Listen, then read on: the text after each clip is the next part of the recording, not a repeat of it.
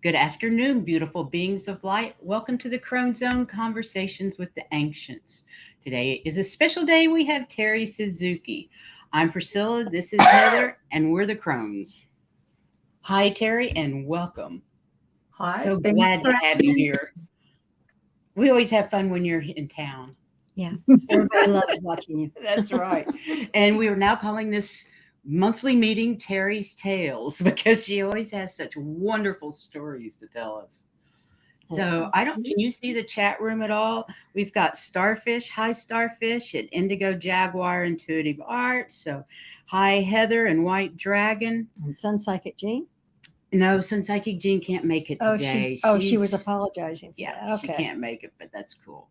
But hi everybody in the chat room. Thanks for joining us. So what's Terry been doing this weekend? Well, Terry's been doing a lot of meditation. She's been talking to Starfish a lot. Cool. She's a good friend of mine. She's also a student. We're both students of the same teachers, so sometimes I love it's nice that.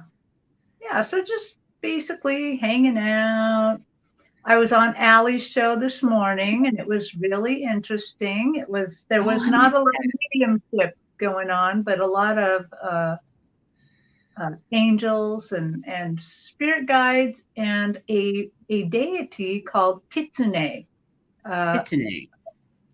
Yeah, we were talking about food and what we cook for holidays, and I don't cook turkey because half of my household is Japanese and they don't like turkey. So we cook other things, and we got onto food. And so then somebody asked a question, can you bring us a message or from Kitsune? And I'm like, are you talking about the food? Because we had just been talking about food. There's Kitsune ramen, but there's also a minor deity called Kitsune who is a fox. And, I love foxes. Yeah, so it was a message from Kitsune. Cool. And what did Kitsune have to say? Kitsune was just talking a little. Kitsune is a female deity, and in Japan, and she has a lot of little roadside shrines. And she was talking about our vision, that if we could just get down on her level, and I was following her as she went along the sidewalk, that we could see elementals better. We could see little bits of magic that we miss. And we all be crawling around on our hands and knees in the garden. Something like that, yeah. She spared us that, and she instead gave anyone who was watching the gift of a little bit of enhanced sight. So lovely. I wonder if that'll work when we go back to watch it, those of us that didn't see it in the first place. I would imagine that energy will be there. Yeah, it will. She said that whether you're watching live or watching later, that this would it's work. Cool that it was an animal, because that's what we're talking about. Yeah, that fits right in with our Animal Sunday, right? Yeah. That's perfect. So we're going to listen to some of actually both ladies' stories. Yeah. Unusual happenings with animals, and not necessarily spirit animals, just animals, our animal friends. So you want to start off with, I love the Smokey story, but well, so I am an animal lover. I love all animals. I grew up with lots of cats. People in my family were allergic to dogs, so we had dogs, but they all lived at Grandma's house, which was real. They're not.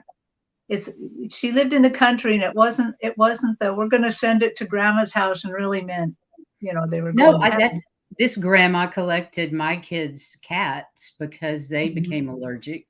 So they all went to Grandma's house for real out in the country, because we lived out in the country. We still have one. Yeah, and we still have one of them. She's 19. Yeah, so so I have dogs now, but I didn't have dogs as a kid. I had cats and horses. And I had what I call my horse grandma, but really I probably should just say I had a country grandma and I had city grandmas. But my country grandma was my horse grandma, who always Well, took the horse lovers, that's the only thing that matters is the horse. Horses. 3 of us here. And so 2 of these stories are actually going to be about my horse Smokey. And to kind of preface it, I want to tell you a little bit about Smokey. So Smokey, my grandmother went to an auction, a horse auction, when I was probably about 8. And she bought a little Arabian Welsh pet pony size, so kind of medium size horse. And he was an accident. There was an Arabian farm right next to a Welsh farm, a Welsh horse farm, and there was an accident and he was born. It happens. It happened, and they just left him out in the field until he was like 3 years old. They didn't geld him or anything. He was just out there. Nobody really handled him. I don't even know if he could lead. But anyway, they decided eventually to geld him and then put him in the auction to get rid of him. And I went to visit my grandmother, and she said, "Oh, I bought you a horse. Why don't you go out and look at him?" So I ran out into the yard to the corral, and I saw him. I got into the feed bunk and I'm like, called him over, and he came right over to me. And I'm just like, "Oh, I'm gonna name you Smokey." And I just slipped onto his back, and I rode him around the corral with no saddle, no bridle, nothing. Little horse whisperer, Terry. Rode around, and then my grandmother happened. Her sink didn't have a window to see out, so she must have just finally walked by the door, came out screaming, "Get off that horse now!" And he went to the feed bunk and just let me off. And I didn't know that he had never really been touched. It's a wild horse in there, completely wild, new gelded. There's no reason in 5 seconds. Yeah, that's cool. No reason I should have been alive after that. But I just that's how me and Smokey were. He was my heart horse, I think. Yeah, for sure. Yeah. So this was a dream or a meditation. Now I can't remember if it was a dream or a meditation, but I think it was a dream. And I was going to my grandmother's house. And before you go off into the dream, how long did you have Smokey in your life? I had Smokey in my life from 8 years old till about 20. Right. He foundered, and he kind of passed away early. Horses should live a lot longer than right. Mine didn't live very long either. Yeah, but he was in a lot of pain, so it was good. He really recovered from the founder. Right. And founder, for people who don't know horses, is that inside the bones inside their feet fall down, and so every step is painful. Painful. Yeah. It can even go through the hoof, the bottom of the hoof. And that happens. Usually twists. Sometimes it twists. It's a horrible thing for them. Yeah, it's horrible. Anyway, I'm sorry. I digress. He was a lovely horse, and he could get. We lived in the city, but we had a pasture around our house, and he was like Houdini. He could get out when he wanted to, and usually went to our lawn to eat and lay down, and but once in a while visited the neighbors. So yeah. The police were well acquainted with Smokey, the Houdini. The Houdini. I had a horse like that was a Houdini horse. He could get out of anything. It was a miniature horse, but yeah, he was a Houdini. Yeah.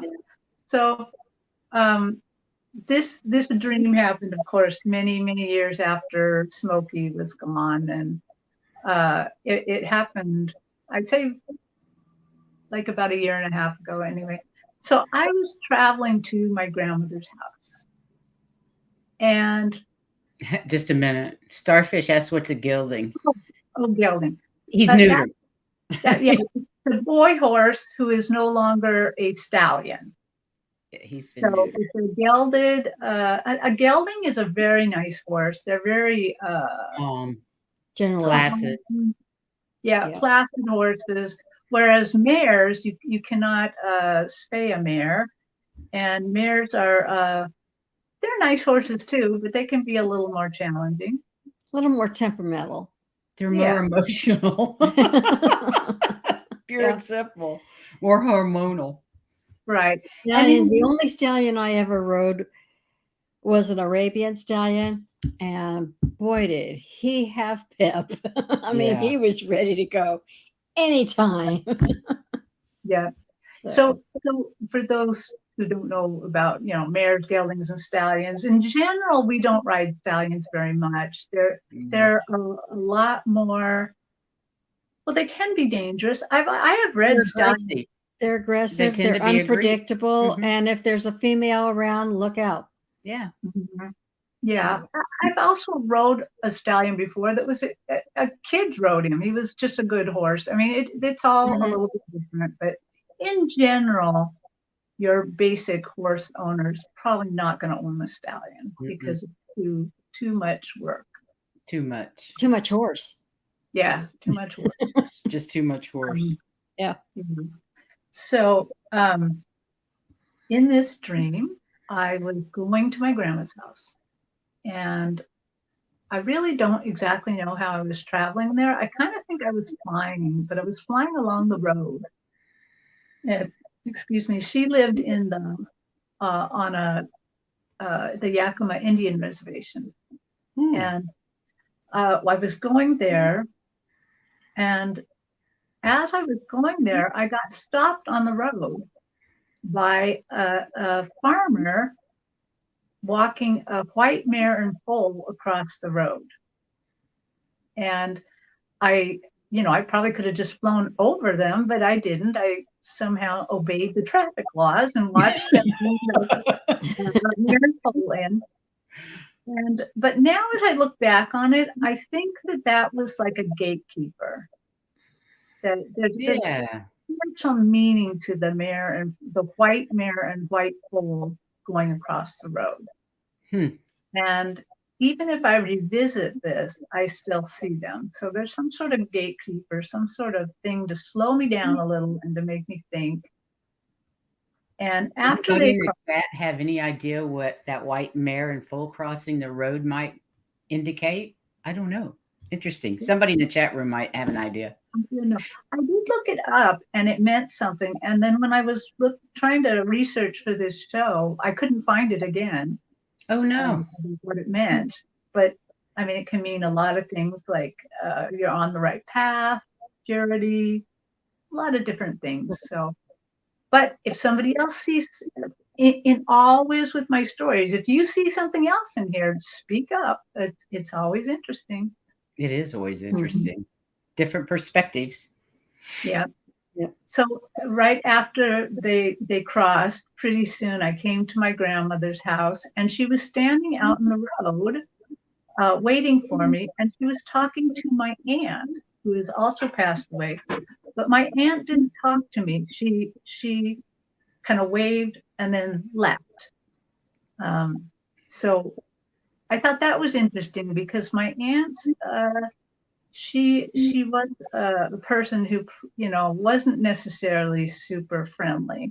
So that was just kind of interesting, but she'll show up again in one of the next stories. So anyway, so my grandma and I went to her backyard, and she had a very square yard, very just square, and the house was near the front, and kitty corner in the back was a corral for the horses. And in this scene, to the right of the corral was a hitching post, and it had 4 horses on it. And there was another horse kind of under it used to be a dog run, and there was another little horse in there. And I saddled my grandmother's roan. She always rode a roan, a strawberry roan horse. I don't know how that she always ended up with one, but she seemed to always end up with one. And so I saddled her horse and I took it down to the porch where she was waiting. And we just greeted each other, and she hung on to her horse. And purity and freedom. Okay. So then I went back up and I was trying to figure out where I was kind of had these 5 horses to choose from. And I was a little bit confused, and I was looking at a white one that looked like my Smoky, but I could see that it wasn't my Smoky. And then I saw another little pony that I used to ride, Coco, and I liked her, but the bridles were all mixed up. And as I was trying to sort out the bridles, my grandma came and said, Terry, go get Smoky. He's in that pasture. And she pointed to the fence. And in real life, if I had have went out where she had pointed me, I would have been halfway on her property and halfway in the road, in a little highway. So she came and opened the back gate for me, and I stepped out into this new pasture. So back where we were, it was summertime and it was beautiful and it was warm and it was green and beautiful. But when I stepped into this pasture, it was frozen. It had deep snow and it was really, really frozen. And in fact, I even saw the carcass of a frozen horse. So it must have been a very, very old horse. Yeah, it was like I stepped into this whole very different world. And my horse, Smoky, was there. And he was holding still, but I don't want to say frozen, because once I kind of clapped to make him move, he started moving. Right. And my grandmother was at the top of the pasture, and she opened the gate, and Smoky went through. What color was your Smoky? White. He was born gray, but all gray horses turn white. Right. Yeah. Yeah. Okay. And so then I saddled and bridled Smoky and got him down by my grandmother, and we were there, and we were both sitting on the horse, and the back gate was open, and we just chatted a little bit, and then we were going to go for our ride. And it made my heart so happy to see my grandma, because this is the first time my grandma has appeared to me in a dream. Oh, wow. Cool. And or in any kind of thing. I was just so happy to see her, because she was my she's your everything as a kid. Yes, everything as a kid. And so I woke up crying and didn't get to talk with her much, but I remembered how that she always directed us around horses, taught us how to saddle and bridle a horse. I kind of felt good that I got to saddle and bridle her horse for her, rather than her as a right. Let her always saddling and bridling my horse. Oh, so, that's lovely. Yeah, that is really getting lovely. to do back for her. Yeah, getting to give back a bit, and to see your grandmother. I know that feeling when I saw my father in a dream. I woke up crying because it was just so wonderful to feel that energy again. And I can relate to that for sure. Yeah. How beautiful. Yeah, that was such a lovely gift to see my grandmother, see my heart horse again. That was really. Yeah, you had a close connection. It's like I did with my horse. His name was Charlie to me. And when we rode in shows, it was Sir Charles. That's what his name was when I got him. And he was a jumper, he was a hunter, which means the jumps aren't over 4 foot tall. Yes, the jumping feet, they're usually much higher. They start at 4. Wow. But usually they weren't over 4 foot. It was usually over rough terrain. You'd have bridges you jump over, or fences they build between trees that they have to go over, or things like that. I mean, I've even jumped over park benches, but and that was interesting. But I remember there was one year we had. I used to go out to the stable, and they had classes all the time, horsemanship classes.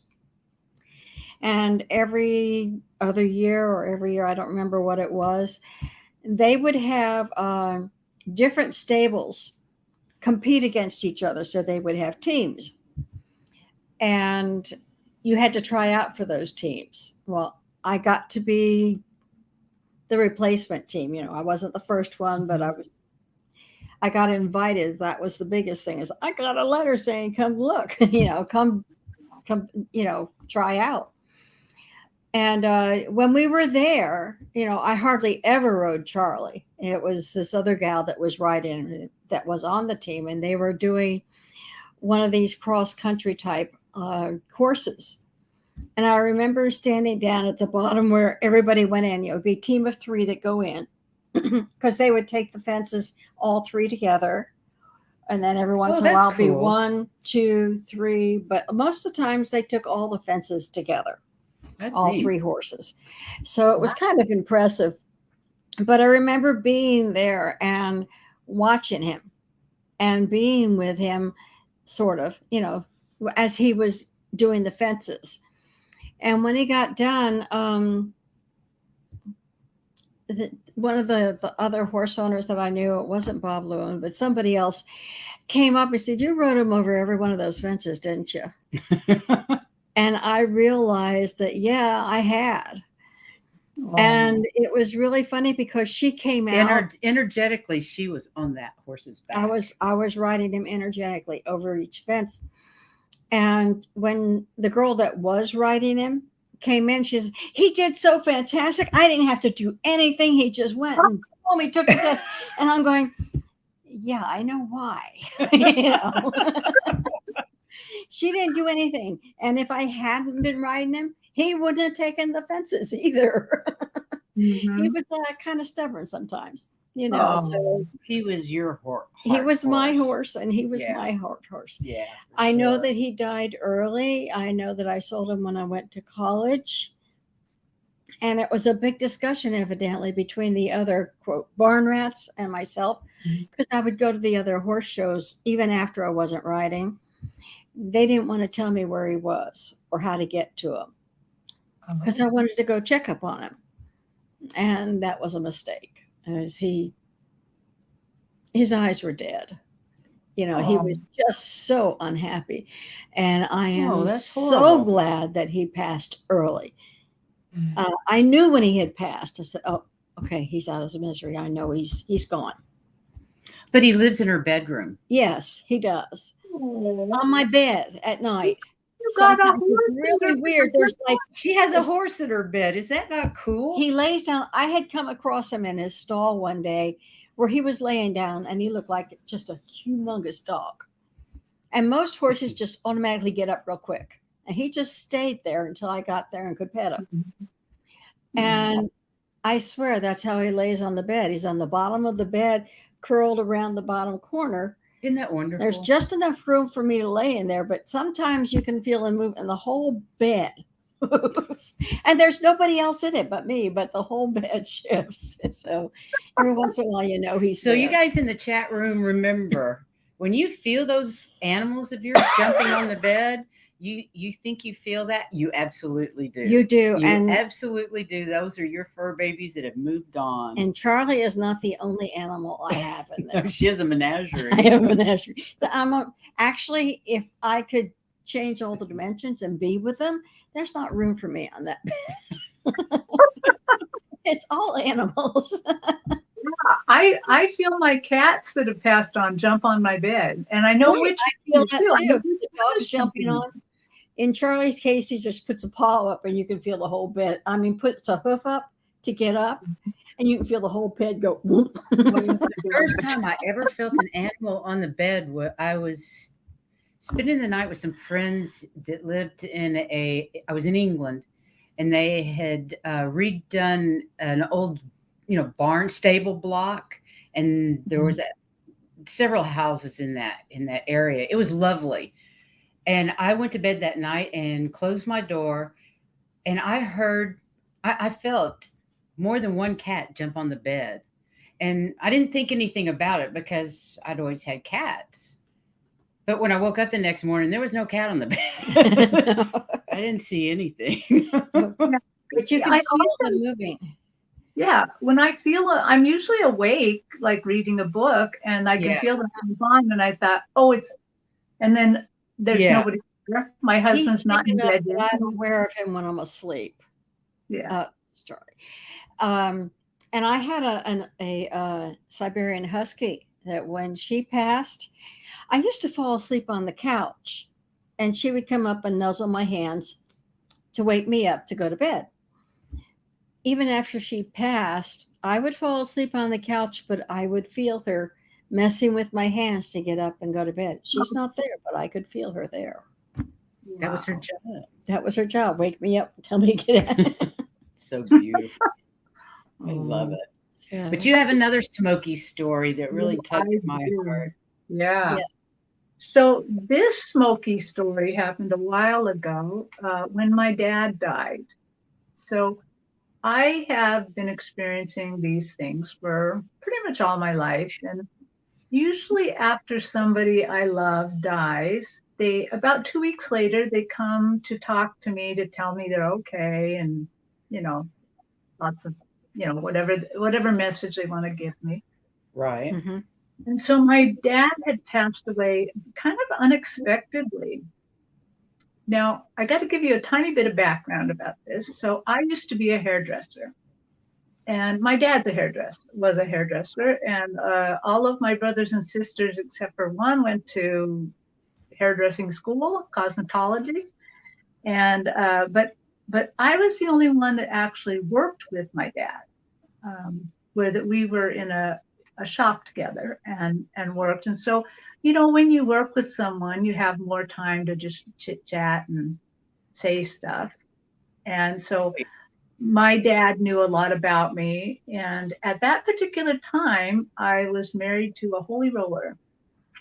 I had grown up Catholic, but not a very good Catholic, because my mom's convinced to Catholicism school, catechism every Wednesday night. And unbeknownst to her, we were being taught by radical nuns. So all I've ever really heard about is, hang on, I gotta dismiss this. Okay, it was like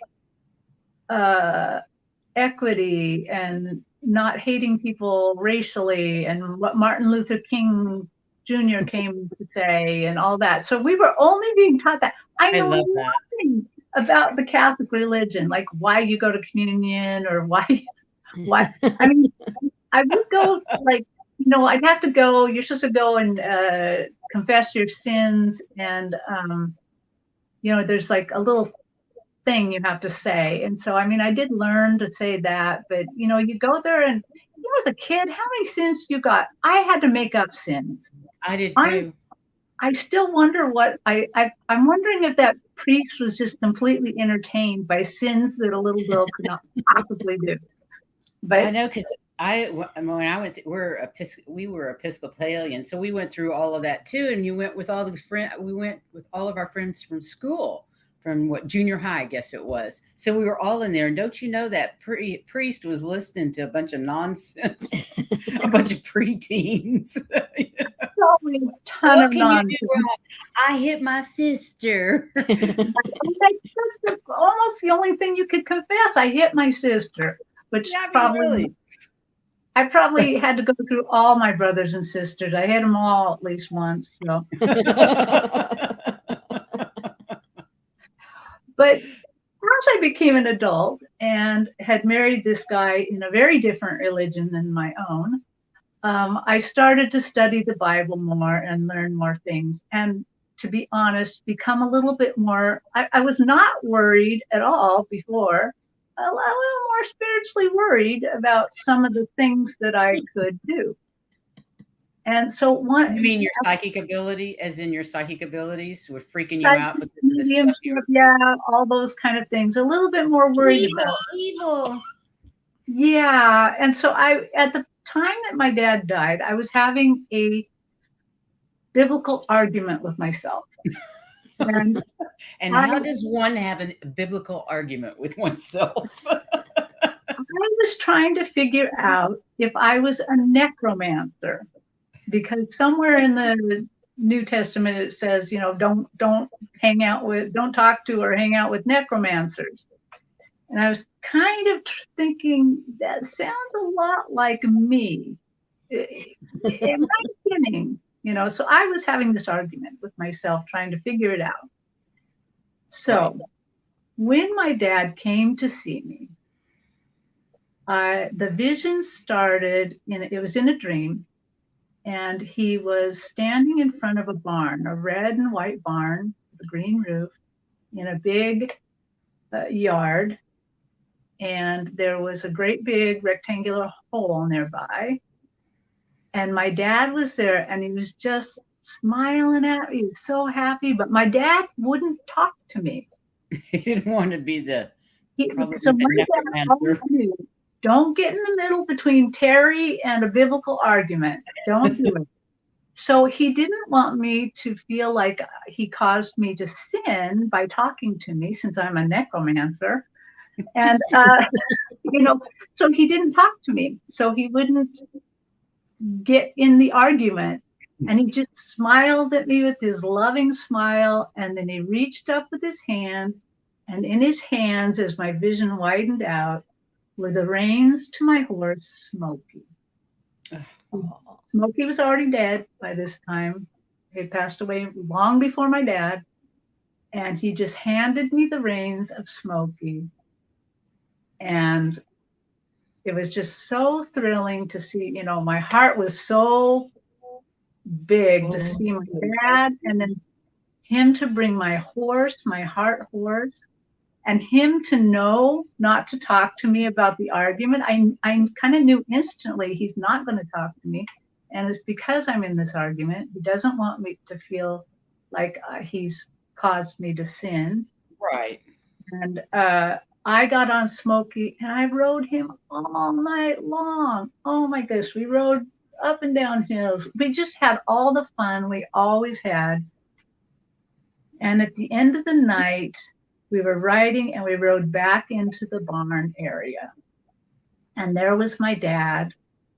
And the rectangular hole had become wider with stairs. It was a grave, and it had stairs down into the grave. And my dad reached out his hand for the reins. I gave him the reins, and he waved goodbye, and him and Smokey walked into the grave. Oh, that brings tears to my eyes. I woke up bawling, let me tell you. It brought tears to my eyes. I woke up just absolutely crying. Oh my God. That's a beautiful story. It just shows you how attached they get to us as we are to them, our fur babies like that. I love that he loved me so much that he knew what to bring me to make me feel even more loved. Yeah. And he knew about me. I'm sure he thought it was ridiculous. I'm sure, because nowadays I don't even think about that argument at all. But you were young, and why wouldn't you? I mean, and particularly since you were going through you were at the Holy Roller Church, and they're very particular about necromancy and such. Yeah. Anything that we do, they would consider us evil or demons or going to hell or whatever. Right. And I never told them about that at all. I don't blame you. I wouldn't have either. Yeah. That would have been too frightening. I just kept it to myself. And I think I decided I wasn't. Well, I know now I'm not. Obviously. I don't think you're evil. I don't think you're sinning. I'm a necromancer, but I'm not sinning. So, well, what exactly is the definition of a necromancy? Do we know? I think it was just someone who spoke to the dead. I think they were just people probably scamming people for money. I think Either that or people just didn't understand that they could actually do that. It is. It's just the supposed practice of communicating with the dead, especially in order to predict the future. Yeah. Right. You're a necromancer. Sorry. Mm-hmm. I don't think you predict the future. I have once or twice, but I don't think that's my forte. I found it was most definitely not my forte. Yeah. I get it wrong every time. No. Or it'll happen, but it won't happen when I said it with. It's, a year down the road or whatever. Right. It's too hard. I don't want to play. Yeah, I think it's really hard because you're really just, if you do get future things, you're really only doing it on the energy of now. And That's people right. make this, so yeah. Free will and all kinds of different choices all in that. I mean, from the minute it leaves your mouth, it's past, and anything could have changed. Yeah. Right. So that's true. Yeah. Yeah. So I'm going to ask the chat room, do you guys have any fun stories to share with us about your experiences with your animals? And if so, let us know, because inquiring minds want to know. I remember once when I had a dog in second grade, and it's a Hind 57 type, mutt. And my dad and the dog Blackie went out for the evening, and I was already in bed, but I came downstairs. What's the matter? Where's Blackie? Is what I asked my mom. And she sent me right back to bed because my dad was coming in the back door with my dog who had been hit by a car. And she didn't want me to see it. So he took him to the vet, and the vet did everything he could do with her and said he would spend the night with her. If she made it through the night, she'd be okay. All I remember is that at some time, I don't know whether it was that night or later, but I do remember looking and seeing the vet sitting in a chair outside her kennel, sleeping that night. So I know he was there all night with that dog.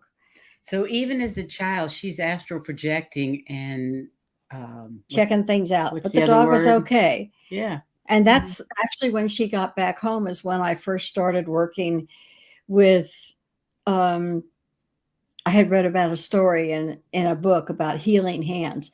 And I started working my hands on her when she got back because she was so sick. How old were you when this started? Second grade would make me about 7. Wow. And remote traveling at 7 years old. Wow. So. Of course, she had no clue. But I didn't know. I thought I was dreaming. Gee, I have a vivid imagination. Well, I do too. I know, right? So Wolf Oracle says, it's rough when you first discover our sensitivity, but our faith conflicts with our gifts. You're right. Correct. The divine gives us these gifts. So if anyone or anything says you're evil, they are projecting. Well, I don't know about projecting, but they're wrong. And they're also being very judgmental, simply because in most cases, they probably aren't doing the same thing. Mm-hmm. So,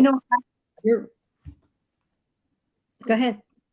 I've always said, even when I was like a little kid, don't put God in a box. And I still say that today. Don't put God in a box, because we don't know everything. We don't know everything that's happening. And you always have to think outside the box. When I was in special education, I did that all the time.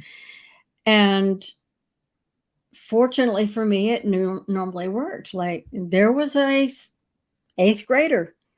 Teacher complained all the time because he was never sitting down. He was always standing at his chair. And I said, is he working? I said, yes.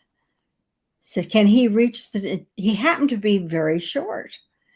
I said, can he reach the desk if he's sitting in it? And she thought about it for a while. Says, no, not really. I said, so if he's standing up doing his work, is that okay? Can you put him in the back of the room where he doesn't bother anybody? He's not doing anything except what you told him to do. It's just he can't do it sitting down. Hadn't thought about that.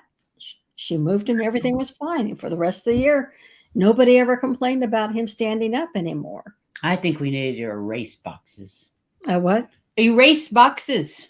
Yeah, erase boxes. That was thinking outside the box. I don't like boxes. No. And actually, my school principal, one of the times, had said that one of the things he liked about me was that I would think outside the box. Instead of thinking, no, you can't do that, he'd think, how can we do it? How can we get it done? Yeah. Yeah. I heard you, White Dragon. It's a good thing to know you'll bring me back if I'm caught out there. Yes. We were talking yesterday about apparently I signed a soul contract that said I wouldn't astral travel.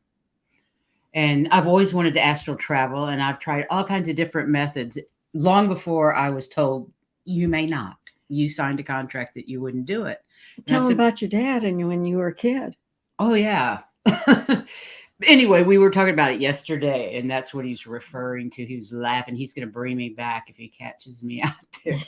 No, when I was a little girl, I would have these dreams that I was running away from my dad. He'd be chasing me down our hallway, but a long hallway with bedrooms off either side. And then my parents' bedroom was back here, and our bedroom, my sister's and mine, was next to it.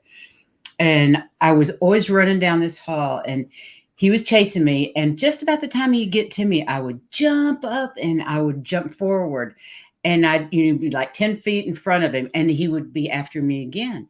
And I thought he was chasing me to spank me for doing something naughty. I thought he was chasing me to spank me. And after I started talking to him after he passed, he was like, no, you were always trying to leave the planet, and I was trying to keep you here. I was like, what? She wasn't allowed to astral travel. Because I guess I just won't come back. I don't like it here, and I won't come back because I don't belong here. I think that's what it is. I mean, I like it here just fine, but apparently I really don't like it here. I'm ready to go home. So anyway, yeah, isn't that crazy? I can get that. I can get that, especially, I love listening to NDE stories, near-death experience stories. Do you look at the channel, the NDE channel? Yeah, I do. They're fascinating. My dad loved them. He loved them a lot. He was absolutely taken by Betty Eadie's story. I think she was one of the first people to publish her story. So he read that before he died. And another one, Raymond Moody's book was out. Right. He really loved those. And I have to say, I do too. I always read them because it feels like home. It feels like home calling me for something. Yes, it does. I read, those were books that my father had that I would read when I was a kid. Well, fairly young anyway. Yeah. So I love those. And when did your dad pass? I think, I'm really bad on dates, but I think he passed about, now I remember, 1993. Right. That's when he passed. So I was probably, let's see. So it's probably in my 30s, mid 30s when he died. Yeah. Well, you're not bad on dates. For my dad, of course, he was an organist, and so you have all the church holidays and stuff. I have no idea what year he passed. I can tell you it was on Palm Sunday. But not what year. But I can't tell you what year it was. Yeah. Well, and when did he first come to you, or can you give us an experience of your father since he passed? So that dream with Smokey happened 2 weeks after he passed. Oh, wow. But I have to tell you that he did things before he passed to help us. So my husband's father died about 6 months before my dad died. Oh. And my husband just couldn't get over it. He actually, we had just gotten married and we had to get special paperwork because he's not an American citizen. And then it becomes quite tricky if you get married and our paperwork had not been completed all the way. It takes a long time before all that stuff gets done. But his dad was dying. He had leukemia. And so we got special permission for him to go back to Japan to be with his dad. But it was too late to talk to him. He had already been intubated and couldn't talk. And so it was very, very hard on him, and felt like many things that he didn't get to say or didn't get to ask. And so my dad, at one point, I want to say probably in December, when he died in February, we got to talk to my dad because, and he got to ask all the questions he wanted to of my dad. Oh, wow. And so I got to hear those answers. So I think it was also preparing me for my dad's death. Right. Because we both grew up in big families, and my dad was one of the things that he was worried about is that his dad didn't get to have an enjoyable life because he had to take care of so many kids. And my dad said, "Oh no, the kids were my joy." And in fact, I knew that to be true because as a kid, he often called us his 5 Cadillacs. So he had 5 Cadillacs or us. That makes sense. There were 5 of us in my family too.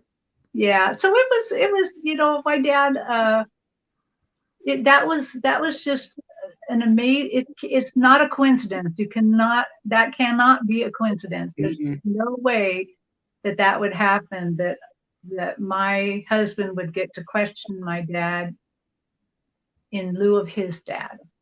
Yeah. That's how much cool. And me get to hear that before my dad. Right. died. Right.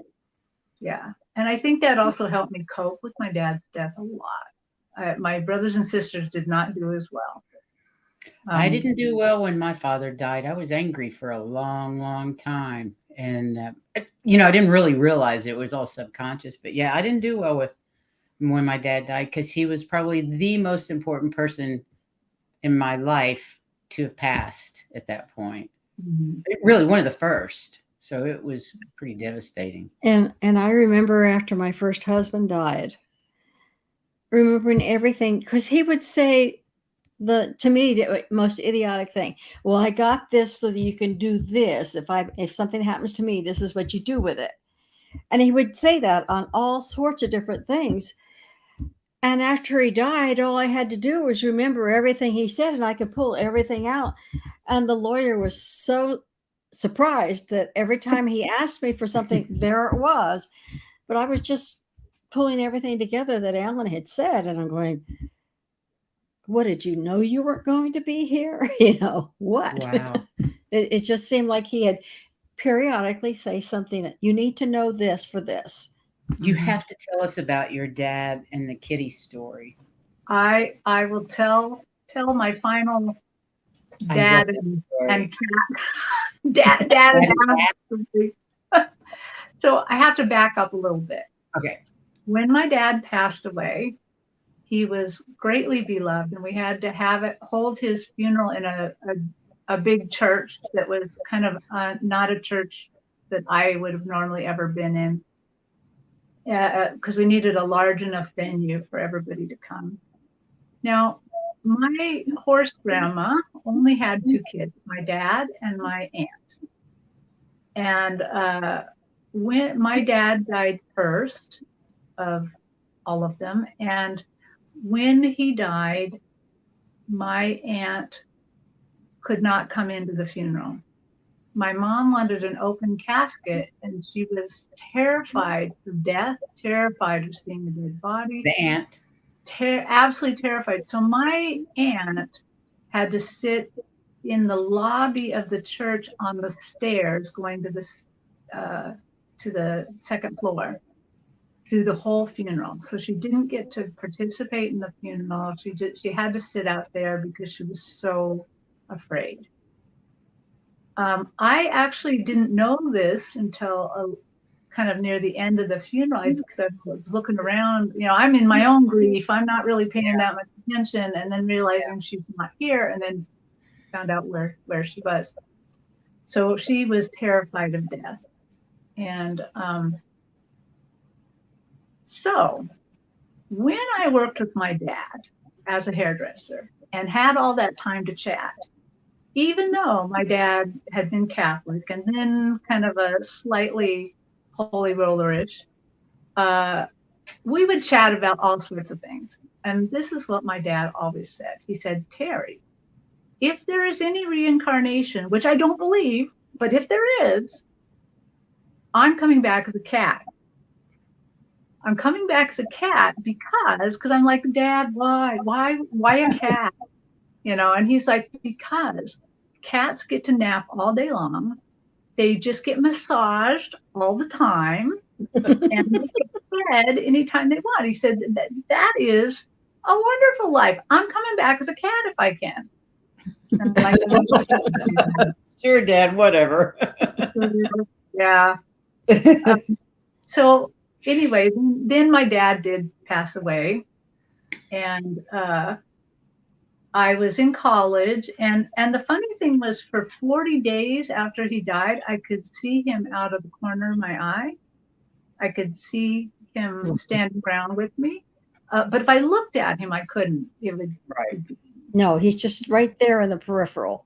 Right. I could see him all the time. That's the way I can see most. Yeah. People Yeah, that they're often in are the peripheral. Mm-hmm. Yeah.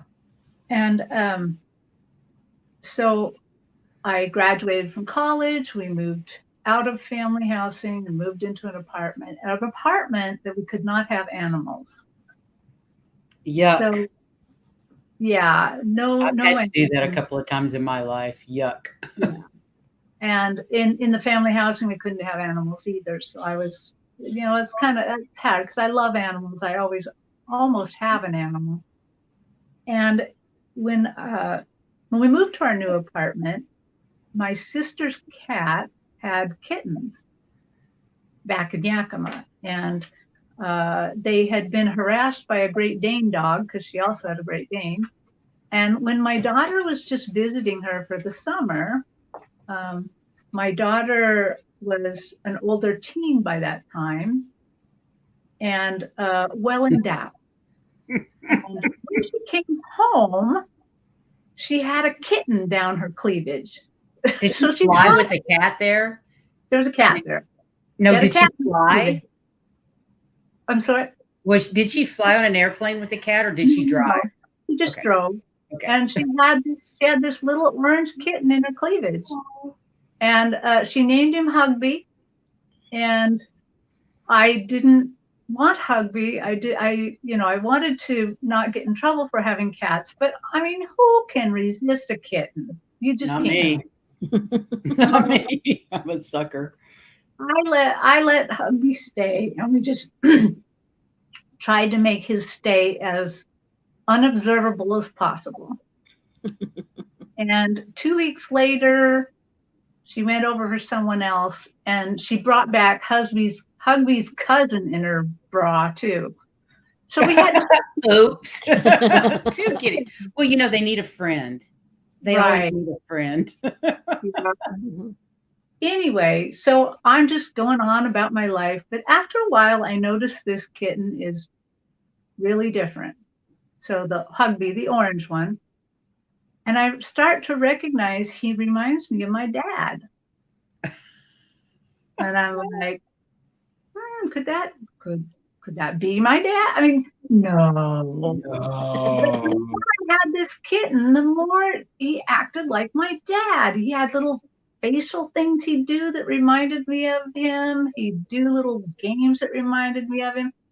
And then they were cats, and Manx cats, while they're very loving to their family, they're really scared of everybody else. So if somebody knocked on the door, rang the doorbell, they'd disappear.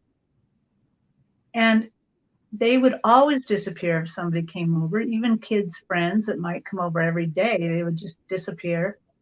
But if my brothers and sisters came over, and of course they would disappear when they heard the doorbell ring, but the second that they spoke, the cat would be right out. Yeah, that's different. Yeah, have to be on the table, sitting there right in their face. Right. That is not what a Manx cat's like. And I thought, okay, I think really any cat. Most cats do disappear when strangers come in. Right. But the Manx are really they're serious. They aren't going to come back out. You can't put them out. But he would only he would come out if my brothers and sisters came. I love that. And I thought, okay, well, maybe don't put God in a box. Maybe Dad made it as a cat, and this is Dad. So let's just be nice to this cat, and treat it. And we moved to another house, the house I'm living in now, and the cat really coped well. And every time I would come home from work, the cat would meet me at the door, and it was just always there at the door, always greeted me. And one day I got home and the cat didn't greet me at the door. And I was a little confused, but I thought, well, maybe he's outside, maybe he's taking a nap. I mean, every once in a while he missed me at the door, but I thought, okay. So I guess I should have warned people. This is one of those stories that's really weird. You have to think about whether you believe somebody could come back as a cat or not. If it resonates, keep it. If it doesn't resonate, let it go. But this is a beautiful story. So I get home. The cat doesn't meet me at the door. And I'm like, okay, well, that's weird. And I do what the little things that you do when you get home, put your purse away and maybe start something in the kitchen. And then I go up to my bedroom. And as I'm walking up the stairs to my bedroom, I also have my first cell phone. And as I'm walking up the stairs, I'm carrying the cell phone, which is I don't think I would have normally done that. And as I'm halfway up the stairs, I like, oh, something's wrong. Something's wrong. Something's not right about all of this. Something's different. And as I get all the way to the top of the stairs and I turn into my bedroom, there is my cat dead on the floor. And I can see that he was on my bed, and I can see that he's had a little bit of struggles and went across the bed and then finally landed on the floor, and he's laying there. And he's a little bit stiff, so I know it hasn't been right then and there, but I'm down on my knees, starting to pet him, thinking, oh, my honey. And then kind of like, oh, Dad, kind of like, and just as I'm kind of getting the connection there a little, my mother calls me. And she says, and you happen to have your cell phone. I had my cell phone. None of us remember to carry back in the day when they first came out. It wasn't as vital as it is now. Yeah. And we still had a house phone even. So yeah. She said, Terri, I'm really sorry to tell you this, but your aunt has passed away. And just as she tells me that, the left corner of my bedroom becomes light. And I can see in my head, it wasn't, I can see my aunt sitting on the stairs crying. In that church. And then I see a light move towards her and lighten it up, and she has this look on her face like, oh my God, it's you. And I knew what happened. When she died, my dad had to go to her. He had to go be with her. Yeah. He had to go meet her. That is so beautiful. It is. Yeah. Oh my God. it was beautiful, but it's like I didn't know who to cry for first. My dad, the cat, myself, The cat, obviously, animals are more important than humans. We would always cry for the cat first. It's like my dad died again. Again, yeah, I can imagine. Oh my Yeah, God. my aunt died. Do I cry for my aunt too? Oh my I God. know when my husband died, we had our posse is what I called them. It was my father and David's mother and a couple of other entities that were always around. And when David died, it was like I lost this entire group of people. They were all gone now. So I have no way to communicate because I'm not the psychic in the family. So I get it. Absolutely get that. Yeah. Yeah. Beautiful that you got to spend that time with your dad and with him as a cat. I know. It's And beautiful. it doesn't hurt my feelings if people don't believe it, but because it is a little bit, it's kind of like, wow, I just didn't know it. But it also kind of represents, don't put God in a box. We don't know everything. It used to be thought that if there was reincarnation, you're definitely coming back as a person, but I guess you can choose. I think you can choose. It's your soul contract. It's free will. You can choose whatever you want to be. I told you the story. I have a pyramid, a crystal pyramid, and there's two entities in it because they wanted to see what it was like to be a crystal. Okay. And they live in this crystal in my garden. And you know their names. And I do know, but I can't remember them right now. I keep forgetting their names. But it's like how cool is Gretchen that? and Holly or something like that. It's just two like Valley Girl names that I was like, what? When you get something from spirit, you expect it to have some spiritual name and feel all. No, it's like Gretchen and Carla. It's just the normal thing. Oh, Yeah. Terri, thank you so much for your stories, for coming Thank here you. today. You make me laugh so much. I'm on a high when I get off the show with you every time because of the giggles. I just love it. And thank you for letting me tell my wild stories because I got a lot of wild tales. They are heartwarming. They are all absolutely heartwarming. Yes. And everybody in the chat, thanks for joining us today. I realize it's after we actually went over, so woohoo! I like it when we hit an hour, so that's brilliant. Thanks everyone for joining us today. I hope you enjoyed it, and please leave comments. So if anything resonated, and leave your stories about your fur babies because we know how important they are for sure. In my case, much more important than any human in my life.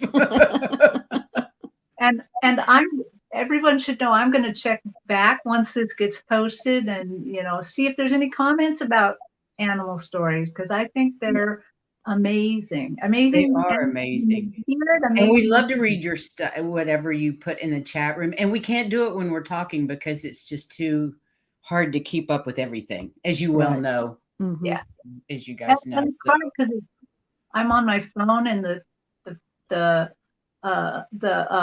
font is so little, it's and I got the triple things there, and I know. Yeah. And even though the font is not tiny, my old eyes just can't read it. I think the font's tiny up here on the YouTube stuff. I mean, StreamYard. I think it's tiny. Very difficult unless you're right on it. Yeah.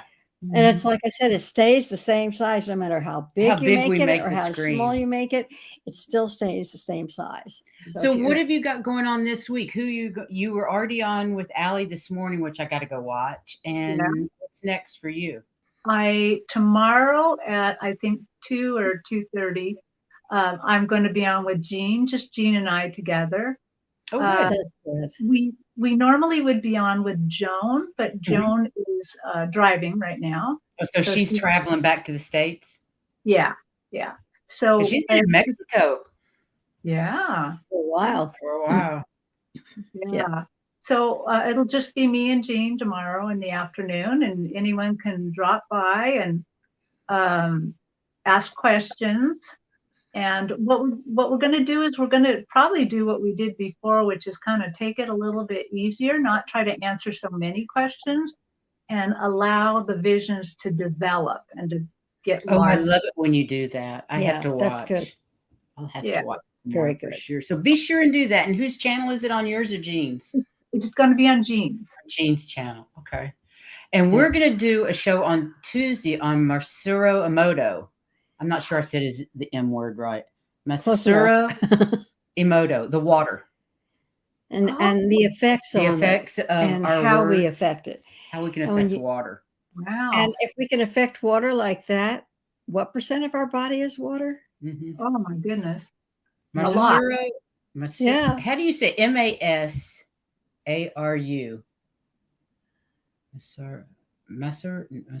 Anyway, Sure. Emoto.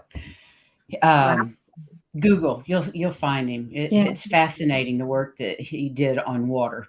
Yeah. And it's so relevant frequency. to us. So what time is your show? Our shows are on Tuesdays and Saturdays at 3 p.m. Eastern. Pretty much standard. It's when we do Sunday or Fridays that we have odd times, but this is Tuesday. Tuesday. So Masaru Emoto. That's exactly right. Thank you. I will tune in. I want to know more about that. Yeah, it should be fun. And then, you know what? I can't remember who we have next week. We have somebody next Sunday. I think remember. it might be Scott because it's kind of the end of the month already, isn't it? Yeah, So we'll have to check, but we'll let you know. We'll let you know. And Terry, have a great rest of your weekend.